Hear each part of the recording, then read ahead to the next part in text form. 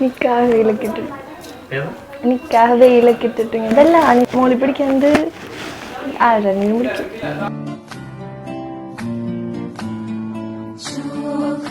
ചെക്കൻ വന്ന് ആ ഷോളൊക്കെ പൊക്കണതാണ് അവളുടെ ഇപ്പോഴാണ് പ്ലാൻ. അത് പണ്ട് മുതലാണ് പ്ലാൻ ചെയ്ത്